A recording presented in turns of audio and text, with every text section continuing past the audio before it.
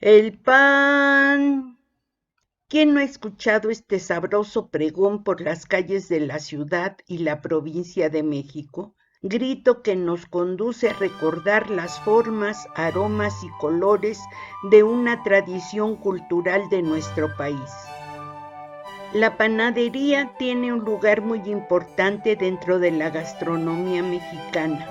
Es una industria que no solo ha representado una gran fuente de trabajo, sino también es parte del desarrollo artesanal y empresarial de gran número de mexicanos. Pero, ¿desde cuándo se hace pan en México? Tal como lo conocemos, empezó a elaborarse con la llegada de los españoles, pero antes de la conquista ya se elaboraba a base de maíz y como ofrenda en forma de tortitas, por ejemplo, en ceremonias de petición de mano y en homenajes, como tortillitas llamadas cocol o pan torcido, o como empanaditas de maíz sin cocer llamadas huilopali. Durante las ceremonias, la gente iba a sus terrenos con braseros y ofrendas de copal y comida a los dioses, principalmente en los primeros días de mayo con la cosecha, y se ofrendaban al dios Tlaloc junto con pequeños panes de harina de amaranto revuelta con miel. La historia del pan en México está ligada a la conquista española. Los colonizadores trajeron el trigo y sus procesos para elaborarlo. El trigo se siembra por primera vez en un solar que perteneció a Hernán Cortés y que fue regalado a Juan Garrido, un esclavo liberado y de los primeros panaderos de la época de la colonia. En 1524 se inició la producción y transformación del trigo criollo en pan. Al principio, los hornos y amasijos eran familiares, pero poco a poco se fueron convirtiendo en empresas productoras para el consumo de la población en general. En aquellos tiempos se amasaba en duernos, ya sea a mano o con los pies, y se hacía solo pan blanco. Se trataba de masas de mala calidad y poco fermentadas. Las panaderías de la época colonial estaban reglamentadas rigurosamente, tanto en lo que se refiere al peso como en lo relativo a los precios. Los panes que se vendían al pueblo, es decir, los panes corrientes, se encontraban en las pulperías, que eran tiendas donde se vendía de todo, como el antecedente de nuestras misceláneas, pero también se vendía en las plazas públicas y mercados. A fines del siglo XVIII llegaron a México los primeros maestros europeos de panadería y pastelería, franceses e italianos, que establecen las primeras negociaciones semejantes a las europeas, talleres donde el jefe de la familia es el maestro y los hijos los pupilos. Un ejemplo de esto fue el maestro Manuel Maza, de origen italiano, que en lo que hoy es Oaxaca estableció este tipo de negocio. Mencionaremos este hecho porque este señor fue el padre de Margarita Maza, esposa de don Benito Juárez. Durante la colonia, en las panaderías se elaboraban panes de sal, como el francés, el virote, el español y los pambazos, y de dulce, hechos de hojaldre, como campechanas, condes y banderillas estilo francés, y de estas salían los repartidores con el pan acomodado en un gran cesto que cargaban sobre la cabeza para ofrecerlo por las calles. Durante el siglo XVI, el pan común para la clase más pobre se hacía en piezas más pequeñas, mismas que se vendían por cuartillas, tlacos y pilones, y se llegaban a utilizar como moneda fraccionaria para dar los cambios. Más tarde comenzaron a aparecer algunos estanquillos donde expendían el pan, pero pasó mucho tiempo para que llegaran las grandes pastelerías del extranjero, como el Globo en 1884 y el Molino en 1930, ambas de tradición francesa. Otra de las variedades de pan era el de molde o caja, que se empezó a elaborar durante la intervención norteamericana en 1847 y que se vendía en las panaderías, tanto en la Ciudad de México como en la provincia. En el Porfiriato, la panadería y pastelería francesa era la favorita entre los parroquianos de las cafeterías de la Ciudad de México. Tiempo después, se iba diariamente a la panadería o al expendio a comprar el pan y se pedía por su nombre. Los de sal eran el bolillo, el cañón, la telera, el pambazo. Los azucarados, ojos de pancha, poblanas, chalupas y trenzados. En la variedad de dulce estaban las orejas, magdalenas, conchas, caracoles, huesos, calamares y tortugas, que podían ser de manteca, canela, vainilla o chocolate. Es importante mencionar que en el mundo conventual novohispano, la panadería tuvo un papel destacado, ya que fue base de la alimentación diaria, símbolo de caridad y consuelo para los necesitados, y también formó parte del sustento de las congregaciones religiosas. En algunos conventos del siglo XVI se encontraron restos de hornos, ya que ahí cocinaban su propio pan para agasajos y fiestas de las comunidades religiosas. En el convento de San Jerónimo, Sor Juana Inés de la Cruz realizó una transcripción de 37 recetas del libro de cocina del claustro, de las que la mitad eran de panes. Los conventos de la Concepción y de Santa Catalina de Siena elaboraban empanadas. El de Nuestra Señora de Guadalupe y el de San Bernardo, bizcochos y tostadas. El de Santa Teresa, la Nueva, era especialista en marquesotes de rosca.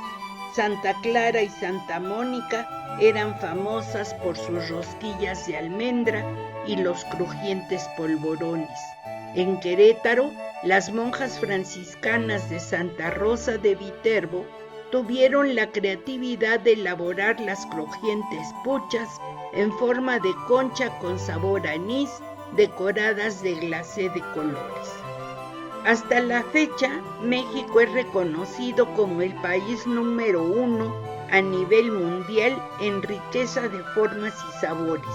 Entre estas destacan conchas, magdalenas, moños, cañones, chilindrinas, corbatas, panqués, cuernitos, orejas, cochinitos, almejas, besos, barritas, ladrillos, condes, cocoles, gendarmes, borrachos, huesos, alamar, rosca de canela, amores, trenzas, banderillas, hojaldras, ojo de buey, volcanes, polvorones, teleras y bolillos. Un aspecto cultural de nuestras fiestas populares son los panes de feria. Entre los más populares está el pan de pulque, que se elabora con una mezcla de harina de trigo, manteca vegetal, azúcar, huevos, levadura y por supuesto el tradicional pulque. Otro de los panes de fiesta es la tradicional rosca de Reyes, proveniente de una costumbre romana. En un principio era rellena de nata y se adornaba con pasas y nueces. Actualmente ha tenido sus variaciones y cada 6 de enero se parte en los hogares mexicanos y se come acompañada de una taza de chocolate caliente. Dentro de este grupo también está el pan de muerto para las ofrendas del 2 de noviembre. Para esta importante fecha se elabora de diferentes formas según las regiones de México. en Chiapas se hacen turuletes, que son bizcochitos como los polvorones. Los tlacotonales de Puebla, que es un pan redondo en forma de muñeco. En Tlaxcala, el pan totepo, redondo y pequeño, y el pan de ánimas en forma de lenguas, blanco y colorado. El estado de Oaxaca desborda la creatividad panadera para la celebración de muertos y se hacen en forma de caras, manos y pies de las ánimas. Estos son llamados regañadas, de pasta hojaldrada, y se utilizan en la ofrenda del Valle de Oaxaca espolvoreados de azúcar. En los primeros años del siglo XX, la mecanización de la industria panificadora se inició con el uso de revolvedoras para pan blanco, pues 1922 la panadería en México básicamente producía pan blanco, y fue de 1923 a 1950 aproximadamente que empezaron a ofrecer bizcochería. A la gente no le gustaba el pan que no estuviera recién salido del horno, sobre todo el bolillo y la telera, por lo que los panaderos empezaron a ofrecer el bolillo calientito, sacando pan caliente cada 20 minutos. A partir de los años 40, la historia del pan en México se vincula con las organizaciones que surgen en este campo de producción y que empiezan a transformar los pequeños negocios en industrias. El sistema de ventas durante muchos años fue de atención personalizada a través de un mostrador. La gente solicitaba su pan y un empleado lo iba colocando en la charola para posterior pago en la caja. En la década de los 50, un industrial cambió la forma, permitiendo que el cliente seleccionara y colocara su pan en la charola, iniciando con ello el autoservicio en las panaderías, lo que mejoró las ventas, pero los nombres de los panes se fueron perdiendo. Durante los años 80, la industria comienza a recuperarse con el arribo de una nueva generación de empresarios panificadores con un carácter más especializado. El pan en México forma parte de una gran cultura y tradición. Por ello es muy probable que sea el país con mayor variedad de panes, debido a que somos resultado de una fusión cultural indígena, náhuatl, tolteca, zapoteca, mixteca, otomí, celtal, maya, tarahumara, huichol, etc., y lo que las culturas europeas, principalmente española y francesa, nos heredaron. Así, cada estado, municipio y población cuenta con su propio pan. Muestra de ello son los múltiples panes ceremoniales arraigados a la cultura popular, elaborados especialmente para fechas tradicionales, como el pan de muerto, la rosca de reyes, el pan de boda o el pan de Jueves Santo. El panadero es una figura que da calidez al barrio, al pueblo, nace de él y regresa a él con lo mejor de su experiencia, de sus productos y servicios, siempre pendiente de los gustos y las tradiciones. Los mexicanos, haciendo uso del sincretismo que caracterizó las siguientes décadas después de la conquista, comenzaron a fusionar sus ingredientes con los que este sencillo pan se fabricaba. Acostumbrados a la alfarería, comenzaron a elaborar figuras y formas. También fueron utilizando pulque, anís, chocolate, ajonjolí, canela, cacao, piloncillo, coco, aguamiel, cacahuate, acitrón, etc. Los criminales, por ejemplo, que eran acusados de delitos menores, pagaban su condena trabajando en las panaderías.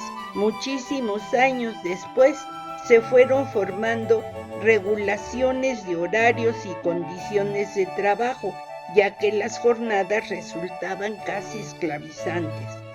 Los panaderos tenían fama de enamorados, transmitían su picardía a los nombres de sus creaciones, tales como calzones o besos.